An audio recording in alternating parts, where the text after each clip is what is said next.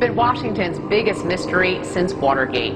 What kind of dog will the Obamas choose? Our resident veterinarian, Dr. We have to pass the bill so that you can find out what is in it. And look, this is one time. Forget the conspiracy. Listen to our government agencies. These guys are telling the truth. You know, there's no conspiracy here, folks. Just get your damn vaccine. All right. Thank you, doctor. Thank you. Mercury-containing vaccines may help, not harm kids, according to 2 new studies in the journal Pediatrics. There have been widespread concerns that mercury-based preservatives in vaccines might impair the neurological development of children. These new studies suggest that the opposite, that the preservatives may actually be associated with improved behavior and mental performance. I think people should be careful what they wish for on China. You know, if China were to revalue its currency, or China is to start making, say, toys that don't have lead in them or food that isn't poisonous, their costs of production are going to go up, and that means prices at Walmart here in the United States are going to go up too. So I would say China is our greatest friend right now. They're keeping prices low, and they're keeping prices for... Today, 6 corporations control all major media in the United States, including the principal television networks. These 6 corporate entities, in turn, control the information being broadcast on a daily basis. The average American adult watches more than 4 hours of television each day. The constant flow of entertainment, news, and information that is consumed by the American public shapes their perception of the reality in which they live. By controlling the dissemination of information, broadcasters and their corporate heads are able to control the masses. The constant, carefully shaped messages on television guide the public to predetermined conclusions. Therefore, TV has become a weapon of mass persuasion. In order to take back our minds and our lives, we must first unplug the signal. Turn off your televisions. Cancel your cable and satellite subscriptions. Seek alternative news sources. Spend time with your family and connect with your neighbors and local community. Discuss and learn. Allow new information to challenge your thoughts and opinions. When we unplug the signal, we begin to realize that the world matrix that surrounds us is false. Many things we once thought of as true are lies. Never let us forget the truth will not be televised. What do I need to know about children and television? Television has its good sides. It can be entertaining and educational, and can open up new worlds for kids, giving them a chance to travel the globe, learn about different cultures, and gain exposure to ideas they may never encounter in their own community. Shows with a pro-social message can have a positive effect on kids' behavior. Programs with positive role models can influence viewers to make positive lifestyle changes. However, and more ominously, the reverse can also be true. Kids are likely to learn things from TV that parents don't want them to learn. TV can affect kids' health, behavior, and family life in negative ways. It's worthwhile for parents to think about what role they want TV to play in their family. Consider, a great deal is known about children and television. Because there have been thousands of studies on this subject, researchers have studied how TV affects kids' sleep, weight, grades, behavior, and more.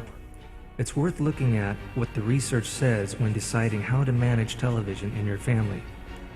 Spending time watching TV can take time away from healthy activities like playing outside with friends, eating dinner together as a family, or reading.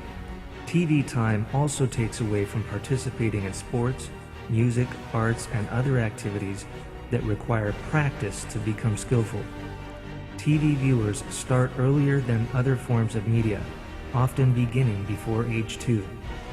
In recent years, TV, video, and DVD programs geared to babies and toddlers have come on the market, and now even a cable channel for babies. We don't know yet what effect TV viewing by babies may have on their development.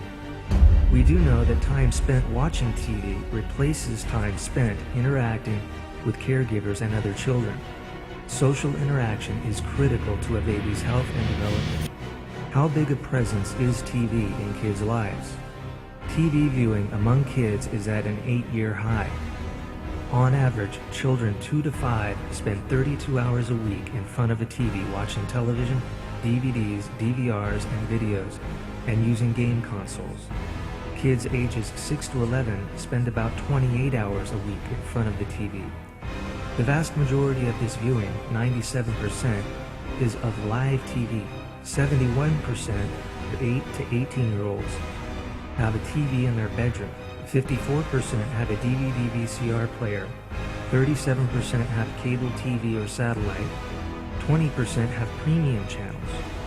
Father and daughter watching TV media technology now offers more ways to access TV content, such as on the internet, cell phones, and iPods. This has led to an increase in time spent viewing TV, even as TV set viewing has declined by 41%. In about 2/3 of households, the TV is usually on during meals. In 53% of households of 7th to 12th graders, there are no rules about TV watching. In 51% of households, the TV is on most of the time. Kids with a TV in their bedroom spend on average 1.5 more hours per day watching TV, with kids that do not have TVs in their bedroom. Many parents encourage their toddlers to watch TV. As you can see, if your child is typical, TV is playing a very big role in their life. Here are some key research findings to keep in mind as you decide what kind of role you want TV to play in your family. TV viewing is probably replacing activities in your child's life that you would rather have them do, things like playing with friends, being physically active, getting fresh air, reading, playing imaginatively, doing homework, and doing chores. Kids who spend more time watching TV, both with and without parents and siblings present, spend less time interacting with family members. Excessive TV viewing can contribute to poor grades, sleep problems, behavior problems, obesity, and risky behavior. Most children's programming does not teach what parents say they want their children to learn. Many shows are filled with stereotypes, violent solutions to problems, and mean behavior. Advertisers target kids on average. Children see tens of thousands of TV commercials each year. These include many ads for unhealthy snacks, foods, and drinks. Children and youth see on average 2,000 beer and wine ads on TV each year. Kids see favorite characters smoking, drinking, and involved in sexual situations and other risky behavior.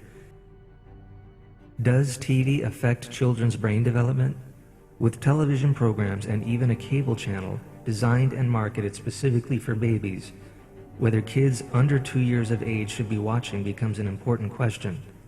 While we are learning more all the time about early brain development, we do not yet have a clear idea of how television may affect it. Some studies link early TV viewing with later attention problems such as ADHD. However, other experts disagree with these results. One study found that TV viewing before age 3 slightly hurt several measures of later cognitive development, but that between ages 3 and 5 it is slightly helped by reading scores. The American Academy of Pediatrics takes a better safe than sorry stance on TV viewing for young children. It may be tempting to put your infant or toddler in front of the television, especially to watch shows created just for children under age 2. But the American Academy of Pediatrics says, don't do it. These early years are crucial in a child's development. The Academy is concerned about the impact of television programming intended for children younger than age 2 and how it could affect your child's development. Pediatricians strongly oppose targeting programming, especially when it's used to market toys, games, dolls, unhealthy food, and other products to toddlers. Any positive effect of television on infants and toddlers is still open to question, but the benefits of parent-children interaction are proven. Under age 2, talking, singing, reading, and listening to music or playing are far more important to a child's development than any television show. In addition, TV can discourage and replace reading. Reading requires much more thinking than television, and we know that reading fosters young people's healthy brain development. Kids from families that have the TV on a lot spend less time reading and being read to, and are less likely to be able to read. What about TV and aggressive or violent behavior? Literally thousands of studies since the 1950s have asked whether there is a link between exposure to media violence and violent behavior. All but 18 of these have answered yes. The evidence from research is overwhelming. According to the AAP, extensive research evidence indicates that media violence can contribute to aggressive behavior, desensitization to violence, nightmares, and fear of being harmed. Watching violent shows is also linked with having less empathy towards others. On average, an American child will see 200,000 violent acts and 16,000 murders on television by the age of 18. Two-thirds of all programming contains violence. Programs designed for children more often contain violence than adult. Most violent acts go unpunished on television and are often accompanied by humor. The consequences of human suffering and loss are rarely depicted. Many shows glamorize violence. Television often promotes violent acts as a fun and effective way to get what you want without consequences. Even in G-rated animated movies and DVDs, violence is common, often as a way for the good characters to solve their problems.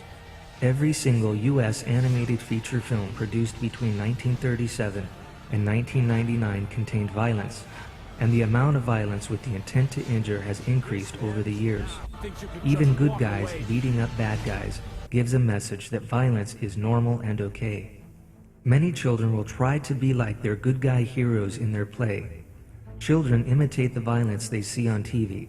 Children under age 8 cannot always tell the difference between reality and fantasy, making them more vulnerable to learning from and adopting as reality the violence they see on TV. Repeated exposure to TV violence makes children less sensitive towards its effects on victims and the human suffering it causes. A University of Michigan researcher demonstrated that watching violent media can affect willingness to help others in need. A 15-year-long study by University of Michigan researcher found that the link between childhood TV violence viewing and aggressive and violent behavior persists into adulthood. A 17-year-long study found that teenage boys who grew up watching more TV each day are more likely to commit acts of violence than those who watch less.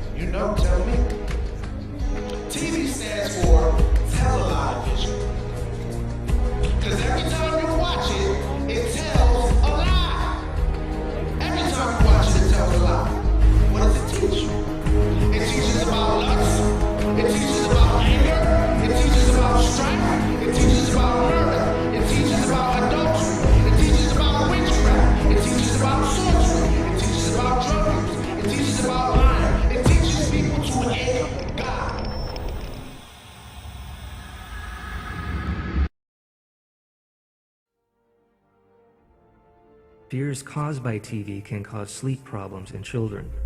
Scary-looking things like grotesque monsters especially frighten children aged 2 to 7.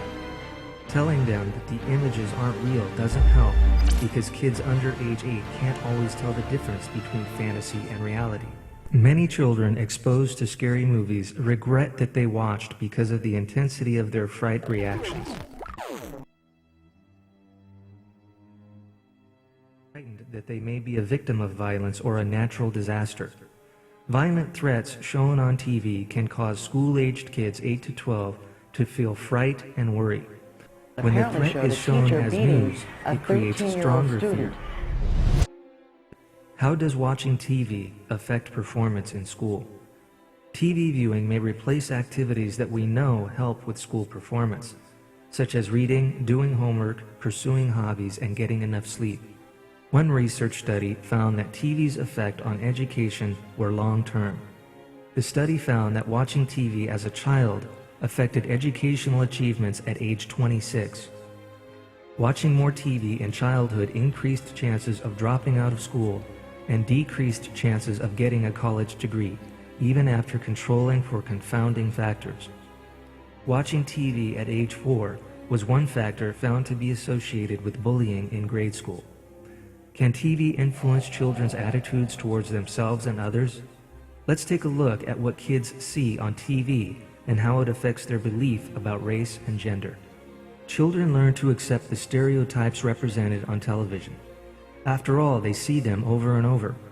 When non-whites are shown on TV, they tend to be stereotyped.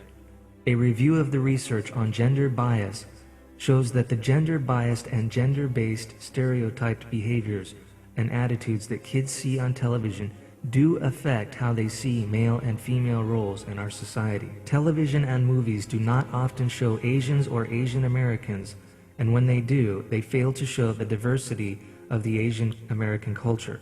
Thin women are disproportionately represented on TV. The heavier a female character, the more negative comments were made about her. In the 1990 commercials, white men were often depicted as strong, while white women were shown as sex objects. African American men more often were portrayed as aggressive, and African American women as inconsequential. Ads for household items like cleaning products usually featured women. G-rated movies are commonly viewed by younger children, often over and over on DVD, and perceived by parents as safe for little kids. However, in these movies, whether live action or animated, males are shown more than females by 3 to 1. They are often not shown in relationships and do not solve problems peacefully. In G-rated movies, characters of color are commonly underrepresented and are usually shown as sidekicks or comic relief or bad guys. Male characters of color are more aggressive and isolated. Music videos overrepresent black males as aggressive and white males as victims compared to actual demographic data. How are children portrayed on TV? A study by a group called Children Now of how children are shown on local TV news found that almost half of all stories about children focus on crime. Children account for over a quarter of the U.S. population, but only 10% of all local news stories. African American children account for more than half of all stories, 61% involving children of color, followed by Latino children at 32%. Asian Pacific American and Native American children are virtually invisible in local news. African American boys are more likely than any other group to be portrayed as perpetrators of crime and violence, whereas Caucasian girls are most likely to be shown as the victim. You will work for me, and in return, you'll receive an allowance. Allowance? Yes, allowance. As in, I'm allowing you to keep 10%, and I'm allowing you to keep drawing breath on this earth. Now, you either get down, or you lay down. What's it gonna be, sunshine? This wasn't no movie. The smart thing was to say yes, get up, and leave the room. But then I thought to myself, what if this was a movie? Look, you, the plane you flew in on, them shoes, the socks with the belt.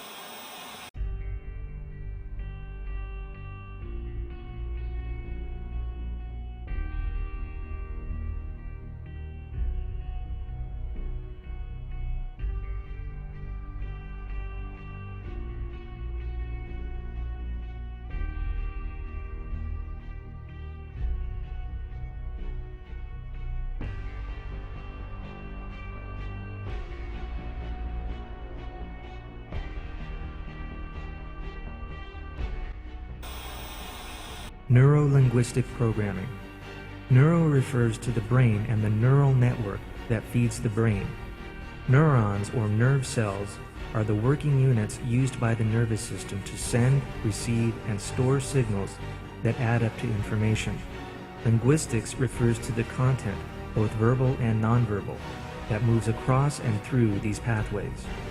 Programming is the way the content or signal is manipulated to to convert it into useful information. The brain may direct the signal, sequence it, and change it based on our prior experience, or connect it to some other experience we have stored in our brain to convert it into thinking patterns and behaviors that are the essence of our experience of life. Our experience and feelings affects the way we react to external stimuli. Let me illustrate. If I am afraid of snakes, the impulse I get if I see a snake or even hear the sound closely resembling that of a snake is to feel total fright. This is because I was born in an area infested with several deadly snakes. One day, a boy from my neighborhood came to our house. He knocked on the door. He wanted to show me the prize catch he had in his hand. He was holding it like it was a pet cat. For him, it was a pet. So it gave him a lot of joy to hold one. To me, it gave me a migraine headache. Both myself and my neighborhood boy saw the same thing. The same original signal was passed to our brains. It was the picture of a snake. However, our brains interpreted the implications of the snake entirely different. In processing the information, our brains used our experience, good and bad, our biases, our opinions, our value systems, etc., to convert it into useful information that we can use.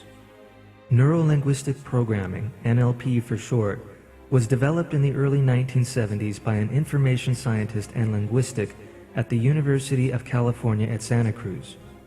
They had observed that people with similar education, training, and background and years of experience were achieving widely varying results, ranging from wonderful to mediocre. They wanted to know the secrets of effective people, what makes them perform and accomplish things. They were especially interested in the possibility of being able to duplicate the behavior and therefore the competence of these slightly highly effective individuals. It was the golden era of molding and simulation. They decided to model human excellence. They looked at factors such as education, business, and therapy. They have then zeroed in on the communication aspect. They started studying how the successful people communicated, verbal language, body language, eye movements, and others. By modeling their behavior, John Grinder and Richard Bandler were able to make out patterns of thinking that assisted in the subjects of success. The two theorized that the brain can learn the healthy patterns and behaviors, and that this would bring about the positive physical and emotional effects. What emerged from their work can be known as neuro-linguistic programming. The basic premise of neuro-linguistic programming is that the words we use reflect an inner subconscious perception of our problems. If these words and perceptions are inaccurate, they will create an underlying problem as long as we continue to use and think them. Our attitudes are, in a sense, a self-fulfilling prophecy. The neuro-linguistic therapist will analyze every word and phrase you use in describing your symptoms or concerns about your health. He or she will examine your facial expressions and body movements. After determining problems in your perception, the therapist will help you understand the root cause. The therapist will help you remodel your thoughts and mental associations in order to fix your preconceived notions. These preconceived notions may be keeping you from achieving the success you deserve. Neuro-linguistic programming will help you get out of these unhealthy traits and replace them with positive thoughts and patterns that promote wellness. How does neuro-linguistic programming work? Neuro-linguistic programming uses self-image and attitude towards illness to effect change and to promote healing. Hope is our greatest asset. It is one of the main reasons why placebos work. We also know how effective prayer can be when it is combined with faith and hope. When a person loses hope and feels helpless in the face of a chronic disease such as AIDS or cancer, it is very easy to lose the hope and the body may just quit trying. If the patient is made aware of his or her unique abilities and possibilities, he or she may see things differently. Now the body's natural healing power can be harnessed to do the job.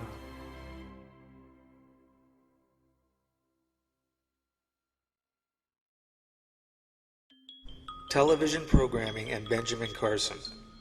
The viewer of this program may feel as though the stern recommendations against TV programming is unfounded.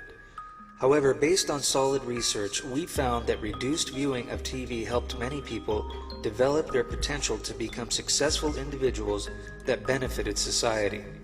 Consider the interesting biography of renowned neurosurgeon Benjamin Carson and how television affected his life. Benjamin Carson was born in Detroit, Michigan.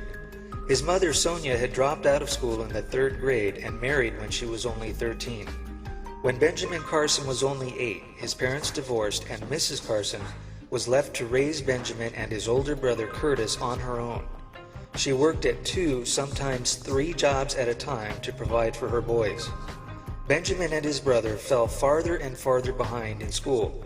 In 5th grade, Carson was at the bottom of his class. His classmates called him dummy, and he developed a violent, uncontrollable temper. When Mrs. Carson saw Benjamin's failing grades, she determined to turn her son's lives around.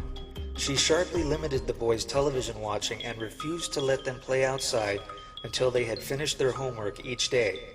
She required them to read 2 library books a week and to give her written reports on their reading, even though, with her own poor education, she could barely read what they had written. Within a few weeks, Carson astonished his classmates by identifying rock samples his teacher had brought to class. He recognized them from one of the books he had read. It was at that moment that I realized I wasn't stupid, he recalled later. Carson continued to amaze his classmates with his newfound knowledge, and within a year, he was at the top of his class. The hunger for knowledge had taken hold of him, and he began to read voraciously on all subjects. He determined to become a physician, and he learned to control the violent temper that still threatened his future. After graduating with honors from his high school, he attended Yale University, where he earned a degree in psychology. From Yale, he went to the medical school of the University of Michigan, where his interest shifted from psychiatry to neurosurgery.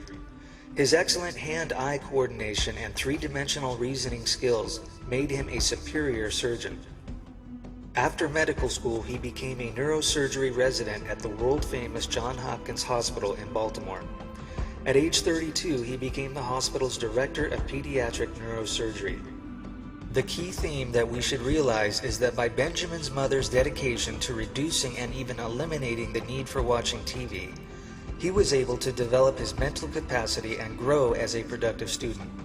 By eliminating television, the child has the great ability to develop in other areas of life that are vital to his or her skills as an adult.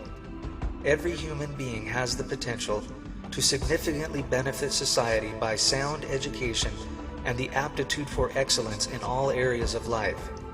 The vast amounts of hours, the decreased social interaction, the violent tendencies, and every other socially unacceptable behavior have all been warranted by the decrepit content on television. Society must uphold a standard as to what is acceptable for humanity instead of allowing the large corporations catering to debased values to propagate the masses with the vilest elements of immorality. But all is not lost.